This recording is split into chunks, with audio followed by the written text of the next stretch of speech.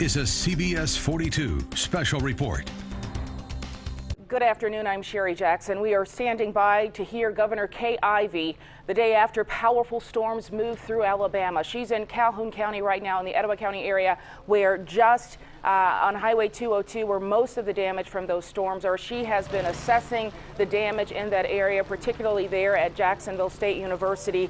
The governor has just left the public safety complex there where she got a first-hand look from the people, the EMA, on what happened there. And again, today, just a horrible aftermath. We're standing by to listen to what she has to say. Let's take a listen to it. Last night about 9 o'clock, we had a tornado that, as you can see looking around here, did considerable damage.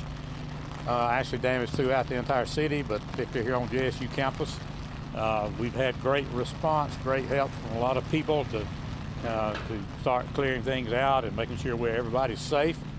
Well, one good thing that's happened here is we, to this point, have not had a fatality. We've had a lot of damage without anyone getting hurt. We contribute a lot of that to the fact that the students are on spring break. So they weren't here, and that's a blessing that has occurred, and we're really thankful for that. We're indeed thankful this afternoon that we have the governor here. We appreciate her coming up. I think it means a lot to our folks in the healing process from this damage to have her here, and at this point, just go ahead and turn it over to her, Governor. Thank you, Mayor, and good afternoon to y'all. Thank you for your tenacity in covering this. This is one of the hardest hit spots in the state, though we've got several locations that feel the impact today. But as I traveled around the campus, the damage is absolutely significant. There are 4 residence halls that are not able for students to live in. Thank goodness students are on spring break, but they'll be back next week, and these folks have got 4 more weeks of classes, etc. So they've got a challenge to figure out how to place students in dormitories, etc., and also for academic settings. So the leadership here at JSU, and I talked to the president this morning, they're working on finding answers to those questions because they know the students have got to come back and return to their studies. Effective 8 a.m. this morning, as governor, I issued a state of emergency that puts a lot of things in motion that will help the area. It activates the Emergency Management Operations Plan. It activates the Emergency Management Center at full status, and it starts the EMA local property damage assessment process. It also activates all the state agencies that are appropriate to provide the kinds of services that communities might need. It activates the National Guard in case they are needed in times like this. And also waives some federal legislation that governs the wait in time for truckers and haulers to move goods and services to distressed areas. So progress is underway. And I just want to say a special accolade to the meteorologists and the EMA folks for getting the word out with our local officials early on so our people could be prepared. As the mayor said, there have been no reported deaths or injuries, and that is a huge testament to people listening to good information and taking proper precautions for safety. And I'm also amazed and thrilled at the number of first responders and utility workers that have just poured into this area of the state from all across the state to help locals start that process as well. And y'all, today is the first day of spring, but it's also the beginning of tornado season. So it's likely that we can expect more days like this in the coming weeks ahead of us during tornado season. And there have been a number of tornadoes already in Alabama overnight.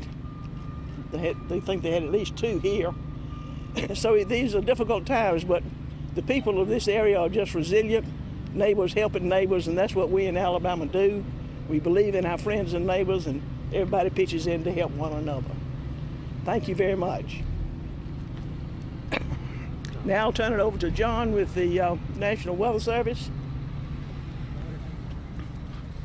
Hey, Thank John. you, Governor. Certainly. Good afternoon, everyone. National Weather Service has been on site since this morning assessing the damage. We have a tornado track that we believe began in Southside Alabama and has come through Calhoun County, through the city of Jacksonville, the damage to the campus here at JSU, and has gone on to the east and through Claiborne County, and we believe it's gone into Georgia. Our preliminary assessment is we've seen damage that indicates winds of 120 to 131 miles per hour, Governor. Wow. That is just short of EF3 category. Now, be advised, we have not examined the damage right here on campus, and we think that may be a little bit more. So we're going to continue our investigation and the storm survey and assess the damage, and we will certainly let everyone know when we finish our survey and determine the magnitude of the storm. I do want to thank everyone, the public, the media, our partners, for getting the word out. The response that people paid attention to the watch that was issued yesterday afternoon, and then when the warning was issued. We're fortunate that we have a minimal injuries and no loss of life, and we're thankful that everyone heeded those warnings and took the action. Bear in mind, this is the beginning of the spring severe weather season, March, April, and May. We have 2.5 more months of that peak spring severe weather season to go, and we don't want anyone to let down their guard as we go through the remainder of the season. Thank you, Governor. Good afternoon. My name is Jeff Smitherman. I'm the Executive Operations Officer with the Alabama Emergency Management Agency. As the Governor noted, under the state of emergency, we have increased and enhanced status of the State Emergency Operations Center to level 3. What that's done is allowed us to increase our collaboration and coordination with state partners. We're able to get the assistance down to the county and local jurisdictions for the capabilities they need here to work on the life safety issues and concerns for the most severely impacted areas. So along those lines, we've brought additional support in from Alabama Forestry for some chainsaw teams to help the local law enforcement get into the areas that they had to cut through trees and get in. We've got several other state partners to include Ag and Industries working with some of the livestock and other issues that's been affected by the impact of storm. We've got additional search and rescue efforts coming in from throughout the Birmingham Metro and other counties. Been a very good effort with the county EMA here in Calhoun County, working with its neighboring counties and other counties throughout the state to get county-to-county mutual aid in.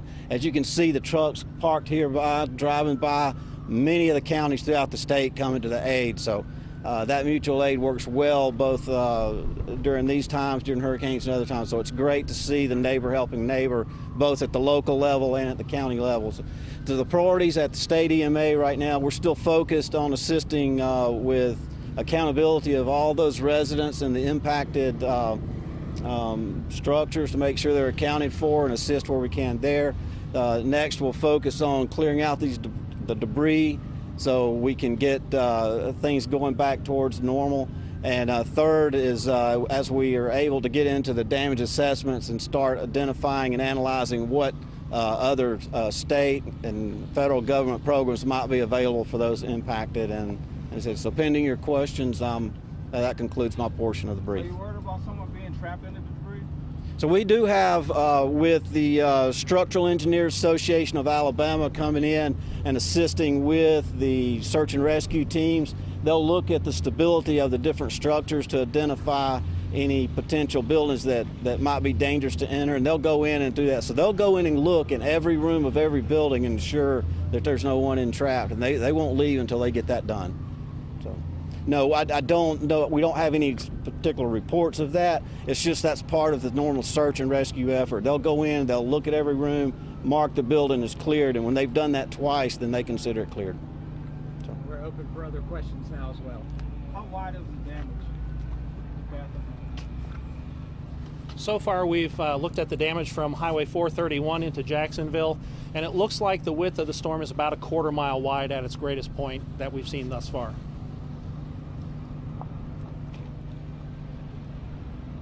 Any other questions? All right, thank you, everyone. Thank you very much. Appreciate it. Thank you, Maya. Conference with Governor Kay Ivey getting an assessment of the damage in Calhoun County. What we learned in that news conference is that winds of up to 120 to 131 miles per hour moved through a stretch of Alabama from Southside, Calhoun County, Jacksonville, particularly there at Jacksonville State, Claiborne, and moved on into Georgia. The swath of that storm about a quarter of a mile wide.